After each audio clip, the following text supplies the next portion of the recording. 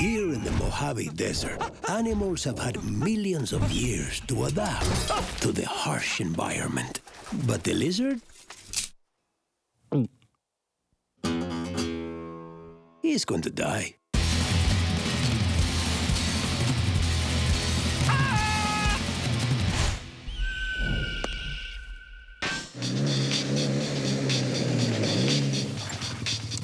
The desert, a dangerous and fantastical place understandably inspiring the filmmakers of Rango. But despite the grueling heat, vicious predators and lack of water, the desert is full of life. As many different kinds of desert as there are, there's different kinds of animals. My name's Donald Schultz, and with the help of experts and the filmmakers of Rango, I'm going to introduce you to as many of the animals as possible. Come on, there's no time to lose. Or I could be the rogue anthropologist battling pythons down in the Congo. There's something spiritual about the desert. I've always felt that way, walking through the desert. There is a kind of a beauty to this, a very dry place. You first approach it, and it seems like it's just death. I mean, it seems like there's nothing living. You know, you slowly adjust, and you start to perceive all sorts of life. Well, we knew that we were referencing certain animals from the desert because we really had to populate this world. And I think they have personalities built into them that we kind of enhanced. What are you old gulping at? We're blurring that line between reality and fantasy. So have a look at this guy. This is a 9-banded armadillo, or Dasypus novum cinctus, and that's all about the business on its back, which is this heavily armored area. And against predators and heat, sometimes the best offense is a good defense, and that's exactly what this guy has. He has a hard shell on the outside over here, and the name 9-banded armadillo is not exactly correct. Now, they can have anywhere from 8 to 11 bands on their back, but 8 to 11 banded armadillo just isn't as catchy. The only soft parts in an armadillo is its underbelly over there. Some armadillos will burrow into the ground for defense, some of them will roll up into a ball, and some of them will just hide. They run around and defend themselves and hunt with these incredibly sharp claws. And what they'll do is they'll dig up things like snakes and lizards to eat. Most of the time, they're eating things like bugs and insects. Speaking of insects, I'm going to try and find out some dangerous and deadly bugs. I will see you on the other side. So I found it's a pretty dangerous animal, but they're very misunderstood and feared by humans.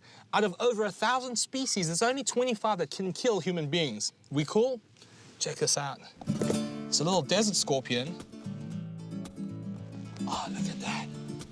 And basically, if you look at this guy, he has those pinchers on the front, tail on the back that he uses to introduce venom, kill the animal, and then eat them. A general rule of thumb with scorpions is the bigger the tail and the smaller the pinchers, the more toxic the scorpion is. But if you don't know what you're doing with scorpions, you should always leave them alone. Scorpions like this have been on the earth for about 400 million years and running around with very little change to them. And even though this guy looks pretty scary, he's not really that bad. I'm gonna let him chill out over here because they like coming out at night. Make his little house around him. When you're talking about deserts, there is a lot of cool stuff to find, but a lot of it is doing the same stuff we would try to do if we were living out in the desert, which is hide ourselves from the middle of the day heat of the sun. You start to dig in the ground or look under rocks, you get all sorts of cool spiders and scorpions and centipedes. There's all sorts of other wild insects flying around, not to mention a lot of the cool reptiles and amphibians that live out there as well. Reptiles, gotta stick together, right, my brother? I'm an amphibian. Ain't no shame in that. Okay, quick pop quiz. Both of these are called toads, but one of them's a lizard and the other one's an amphibian. Any ideas? This is a horned toad or horned lizard, and this is just a toad. Now, you wouldn't think you'd find an amphibian in the desert, but these guys are really, really smart. They only come out when it's rainy or wet. When it's hot like this, they'll burrow under the ground. Now, the horned lizard or horned toad gets its name because it has that pudgy appearance, the rounded nose, and if you look at its body shape, it's almost identical to a toad, but it's not a toad at all. It's in fact a lizard. And what these guys do is when they're scared, they'll make themselves almost twice the size and blow themselves up. And if you look, those spikes in the back of his neck, even though they look really toxic and dangerous, are actually not that bad at all. The horned toad lizard, many people call them the horny toad lizard, they are able to restrict blood flow into the eye, so eventually the eye bursts and blood shoots straight into its attacker with uncanny accuracy. What exactly are we gonna do now?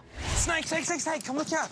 Oh, just be careful. I was hoping we'd see one of these guys. This is the most toxic snake in North America. Have a listen to that rattle. He's got that rattlesnake defense, but as soon as you stop moving, he stops rattling. And the reason is he's got these incredible heat-sensing pits on either side of his face, and he can see my heat signature. So as soon as I do that, he's smelling, he's seeing, he's sensing everything that's going on. Rattlesnake Jake is a sharpshooter in the movie, and that's very accurate because rattlesnakes strike so fast, it's faster than the human eye. They can complete the entire strike in 1/24th of a second. Let me show you this guy. Look at that. And these are sometimes called diamondback rattlesnakes or southern Pacific rattlesnakes. And you can see what he's doing is he's telling me to leave him alone. He's saying, get out of here or you're gonna get bitten. And with rattlesnakes that are that's toxic, they have venom, but it's not limitless. They can't just waste it on anything. So he's gonna try and make me get away from him. And the last thing he'll do is strike. And that strike is easily enough to kill an adult human being. People who get bitten by these snakes sometimes stop breathing, have to go on ventilators and die.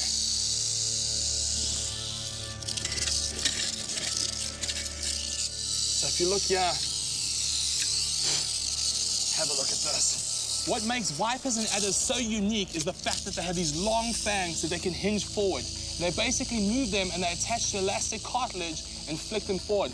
What this allows is their fangs to go deep into the tissue of the animals that are trying to kill them or they're trying to eat. And this allows the venom to go a lot deeper, act a lot quicker, and they actually have to use less venom. So while this is the most toxic snake in North America, I want to introduce you to his little cousin, which is the smallest rattlesnake in the world. Cheers, little buddy.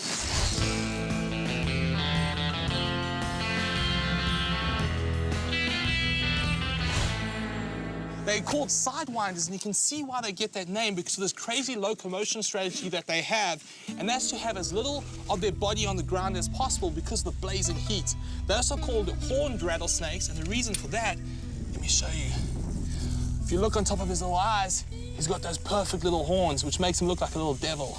The tail is basically made out of keratin, which is the same thing that's in your fingernails, and each time the snake sheds its skin, it gets another little nodule on the end, and you can see there, he shed his skin a lot. These guys are almost white in coloration because they want to reflect as much heat and light as possible. Like most desert animals, rattlesnakes in the desert don't get extremely big because there's not a lot of food, there's not a lot of water, and there's not a lot of things to go around and eat. So these guys are basically staying a lot smaller than their cousins that live in rainforests and other areas. So I'm gonna let this little guy go. And while I do, the filmmakers of Rango are going to tell you some of the inspirations for the characters in the film. Gore had always had the idea of Rattlesnake Jake being kind of like the Grim Reaper, so to speak. Hello, brother. Thirsty? And now I get to play Rattlesnake Jake, and he's pretty scary. I love the way he looks. You know, if you're going to be a snake, and if you're drawn by crash, you're in good shape. There are no rules. Sort of creatures of the desert and characters from a Western genre. Let's just see what we can create. Depending on what one character's personality was, we would pick an animal that kind of suit that character. And other times it was backwards. It's like, well, what would be a scorpion's personality? The mayor, for instance, had to have been there, you know, for a long time and be wise, and this tortoise came to mind. But with Bad Bill, it kind of somehow just made sense as a Gila monster. It's just an inherently kind of tough creature. I think that's another aspect of desert animals, is that they endure so much strife living in the desert trying to survive that they've got to have some sort of defense mechanism or tough exterior. And I think we took that tough exterior and built it into them more so character-wise than aesthetically. You want to look at the reference material, what the animal looks like, what the animal characteristics in terms of movement and facial expression. But what is the most interesting element, detail of a porcupine is his spike, right? So the combination of the spikes, his outfit and his expression, unless I tell you it's a porcupine, you won't know. It's a completely different thing that hadn't been seen before. You kind of invent, as you go along, you invent every single thing.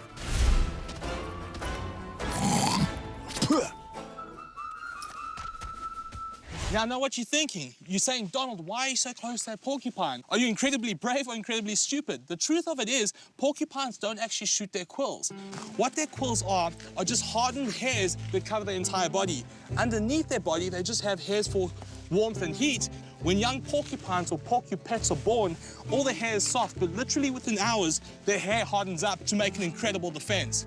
What they'll do when you encounter them in the wild is they'll actually take their tail when they get startled, wiggle it from side to side, and get those quills into your flesh, which is incredibly painful. And most people will run away, but I won't, because I'm incredibly brave. And because I'm so brave, I'm gonna let someone else explain the next animal to you. There is probably no greater fear than that of spiders, at least as with the animals I work with. When you're talking about desert environments, of course, the topic always comes up about tarantulas being out in the desert. The biggest misconception about how nasty tarantulas are is that they're really not nasty at all. So of the 2,000 or so worldwide, there's actually only one that is considered potentially dangerous to people at all. One of the good things about tarantulas is that they're really hard to get up close and personal with because they're living in burrows or they're hiding out in crevices and they don't really want anything to do with a real dangerous animal like you and me. We often think of it erroneously as the other way around, that these spiders are out there to get us. But any fight between you and the next tarantula you see, I'm betting on you every time because one big shoe will do it. In order for a tarantula to even bite you, it actually has to rear up and strike downwards this way when it wants to bite. It actually brings its fangs, which are held back in this way, and has to bring its fangs out like this to actually get a bite to occur in the first place. And the biting parts are under here anyway. In fact, right there, you can see the fangs. And in the same way that a dentist can work on your teeth, I can touch hers too. So I just rub the fangs of the tarantula. Ooh, you're good. So while you guys were checking out the tarantula, I've been hanging out with the fennec fox, which is super cool because these guys are normally found in Africa. So even though he's related to wolves and dogs, he's only about the size of a rabbit. And he may be sensitive about his small size, but there's something else to talk about. His big ears. They have these really, really big ears for two reasons. One of them is to hear animals so they can hunt them successfully. The other thing is to cool down. This is basically like a big radiator so they get rid of heat. In the desert where there's not much moisture, for an animal to pant like a dog or a wolf would, they lose out large amounts of moisture. So these guys basically put these big ears up, all the heat goes out of their ears and they cool their body down without losing any moisture.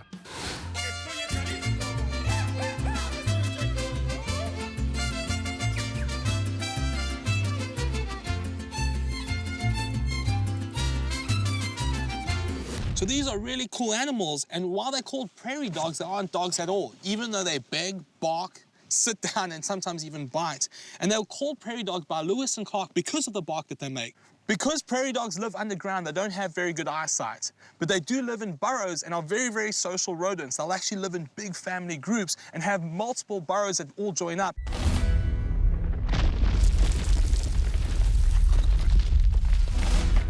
The aesthetic of the world that we're building is very, very specific. And so when I approach it, it's always not what's cute about a gopher. It's how can you dirty him up and grunge him out to make him fit in this kind of rough and tumble Western town. We decided we were going to really push the level of detail and level of textures and level of heightened realism that comes with these characters, and the way little hairs break up on material and feathers falling and bloodshot eyes and saliva getting caught on the cat's face. All those details combine to make something amazing. Never mind. There's some big movie stars in Rango, but none quite as big as this guy. In almost every Hollywood movie where you hear a hawk shriek, it's one of these guys, a red-tailed hawk. This guy's absolutely magnificent. It's one of the biggest and most widespread large birds in North America. If we had eyes that big on our head, they'd be the size of tennis balls. That allows him to see prey items from very far away with telescopic vision. Add to that, it's got extremely powerful talons, strong wings to carry away the prey items, and they're extremely successful predators. They can be a mile up in the air and see prey on the ground. They can swoop down and grab the rodent and then spread their wings and catch the wind like a kite does and soar back up in the air. And that's what we call kiting. You son of a... So this is a bobcat, one of the coolest cats in North America, and you can tell it's a bobcat because of its stubby little tail. Unlike lynxes and other felines, they don't have long, slender tails. And just like house cats, they love climbing. They climb up trees, use those very powerful claws to ambush animals. And with a spotted pattern like that, they're virtually impossible to see in the right environment. They come out at night, heavily nocturnal, so they sometimes live in close proximity to humans and we don't even know they're around. These cats are extremely well adapted to life all across the United States, not just in the desert. Bobcats play an extremely important part in the ecosystem, hunting rodents and keeping rodent populations down. A part of the food chain, if you will. Circle of life. desert is a place where most of the time getting something to eat is a big deal because the bugs come out all of a sudden in the spring, there's lots to eat, and then they're gone, and you go hungry. So you really want to be able to get a lot to eat when it's available, and you want to stay out of the way of everyone else that's looking for something to eat. It's sort of an arms race. The prey animal is trying to figure out how to avoid getting eaten, and the predator is trying to figure out the best ways to find that prey. Now this is an animal you never want to step on. This is a Gila monster, and it's one of the few venomous lizards in the world. It gets the name monster because it has this really toxic venom that introduces through its bottom jaws. In the desert, a bright pink and black defense doesn't work very well unless you're super toxic, and that's what this guy is. If you look at his tongue, he has a forked tongue just like a snake, and basically what he's doing is he's smelling the air to see exactly what's going on. If you look at the lizard, he's got these really big muscles on his jaw, super sharp, razor-sharp teeth, and very, very powerful venom glands on the bottom jaw. And what they do is they bite, they get that venom into animals that are attacking them, and it's extremely painful. Even though it's never killed a human being, I've been bitten by one of these guys, and it was one of the most painful things I've ever experienced. And if you look at him, he's popping up, he's saying, stay away from me, I don't want to bite you, but if I have to, I will. And these guys are really monsters. Really the biggest lizards in North America and one of the coolest lizards in the world. An interesting thing is, if you smell the venom of a Gila monster, it smells just like oranges. I'm not gonna upset him too much more so I don't get bitten on the nose. I'm gonna leave him alone.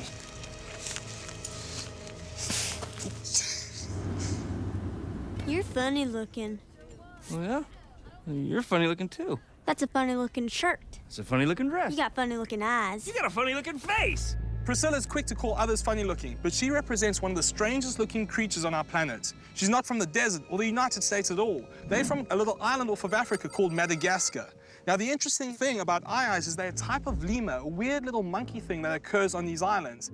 And locals are so superstitious about them that when they see eye-eyes near them, they'll often pack up their houses and leave. Eye-eyes get their name from travelers that would go to Madagascar, see them, and for the first time be so shocked, say, aye-aye. Crash went and did the research and found the eye and sort of modeled it on the eye, which doesn't really belong in this particular desert. But, you know, I think we're going character, and then just bringing things to that. Noses from this creature, tails from that creature, whatever we want. I am trying to save my daddy's ranch, which is on the verge of an agricultural meltdown while you're playing patty cake with this here trollop. Such a drab little thing. Why does she do that? The freeze, the kind of you can't see me, I'm perfectly still attribute was something we applied to Beans. Also just wanted her to be a little neurotic. I've actually seen lizards freeze myself. As a kid, I used to sort of try to catch lizards, and apparently they freeze because they're accepting sunlight. They need sort of vitamin D, and so they freeze to get sunlight, and then they're able to be re-energized and carry on their way. You were frozen. No, I wouldn't. Yes, you were. You stopped talking. Well, it's a defense mechanism. Actually, lots of lizards have it. You're making that up. Meet real-life beans. Well, little bits of beans. The filmmakers took quintessential elements of desert lizards, like this chuckwalla and this savanna monitor from Africa, and rolled them into one character of Beans. In the desert, some defense mechanisms include attack, screaming, hiding, and sometimes animals will even drop their tails in self-defense. This is a desert chuckwalla, and one of the defense mechanisms that these guys do is they actually stick themselves in rock cracks just like these over here, and when animals try and eat them, they'll inflate their body like little balloons so they can't be pulled out. And this savanna monitor, as you can see, is a big boisterous lizard. What they'll do is defend themselves by hissing. Sometimes they'll tail whip, they'll run, and even bite with those very, very sharp, razor-sharp teeth. Look at that, he's just mad. And when they get hot, they sometimes get cranky and start moving a lot faster. As you can see, this kid's trying to get away, and that's one of the defenses that these monitors will do. It actually uses its tail like a fifth limb and is whipping to try and defend itself. And what this does, it doesn't have to use a lot of energy, but when they do warm up, they're able to get a very fast run, and they can actually run faster than human beings. Water is hard to come by in the town of Dirt, but a lot of desert lizards don't need a lot of moisture because they get all the moisture that they need from the food that they eat. There's one lizard you don't want to tell about this because he's trying to fix the water shortage in the town of Dirt. You know who I'm talking about. Hola. Rango is somebody who can be anything but doesn't know who he is, so the chameleon was the obvious choice. I think also aquatic chameleon was really important, that he's, you know, he can't survive in the desert. I always had some kind of affinity and semi-fascination for reptiles. And the fact that he's a lizard attempting to adapt to his surroundings and assume these characters and to be accepted is it's very, very fitting, you know. Blend in. Yeah, blend in. One of the things that you might have noticed about Rango and chameleons in general is they don't like stress very much. Now, Rango is more like a flapneck chameleon, but this is a panther chameleon from Madagascar. Some of the differences are these are extremely brightly colored and a lot larger than most chameleon species. They change their color by changing the millions of little cells inside their skin, and usually this reflects their mood. So when a chameleon gets startled, he'll get these bright colorations, his mouth will open up, he'll get all aggressive and try and ward off predators because they really have no defense other than their coloration. What are you doing? I'm blending. Go blend somewhere else. Don't distract me. No room at the inn. It's an art, not a science. A couple other things to note about a chameleon is the ability to use its tail as a fifth limb. This is what's called a prehensile tail, and they'll often hang from their tail and reach hard-to-reach branches like that. The other thing that they can do is move their eyes independently. And what this does is gives them binocular vision, and they can judge very accurately how far an animal is away from them that they want to eat. And they're also known as the sharpshooters of the animal kingdom. They hit prey items up to 2 times their body length away, reel them back in, and crunch them up with those razor-sharp teeth. That could be why chameleon means little lion, but it could also be because they're so brave and valiant. Ain't no one gonna tango with the Rango. We're out of time. There's literally hundreds of animals I wasn't able to show you. Hopefully this little look at the creatures that inhabit the town of Dirt has shown you exactly how exciting and fascinating the creatures that inspire the characters can be. My name's Donald Schultz, and until next time. Remember this moment. Remember me.